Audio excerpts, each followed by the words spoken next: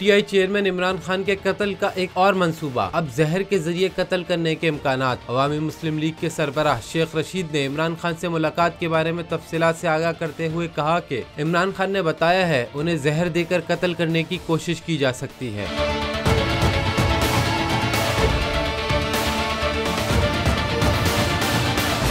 शेख रशीद अहमद ने कहा कि पंजाब के लिए हिकमत अमली के बारे में इमरान खान ने बताया कि वो पंजाब में एतमाद का वोट लेंगे और अगले दिन असम्बली तहलील कर देंगे। अगर एतमाद का वोट ना ले सके तो अपने अरकान वापस बुला लेंगे। शेख रशीद अहमद ने बताया कि कप्तान की नाअहली की अफवाहों के बारे में उनका कहना था कि मुझे ये नाअहल कर सकते हैं और दूसरा हमला भी हो सकता है, गोली से बच गया तो अब जहर से कत्ल करने की कोशिश की जा सकती है।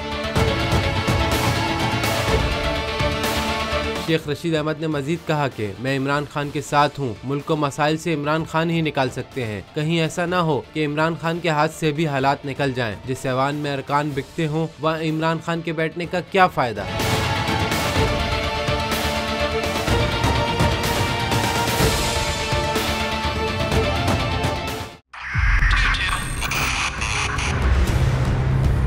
बहुत सारे तोहफे भी देके गया पाकिस्तान की आवाम को। पाकिस्तान की आवाम को एक तोहफा ये दिया कि आवाम को पता चल गया कि पाकिस्तान का मीडिया क्या है। हक और सच का सफर साल 2022 में बोल रहा नंबर 1। हमने बहुत सारे शोज और ट्रांसमिशंस की, पूरा साल मुसलसल जदोजहद में निकल गया कि ये वोट ऑफ कॉन्फिडेंस के पीछे कौन लोग थे।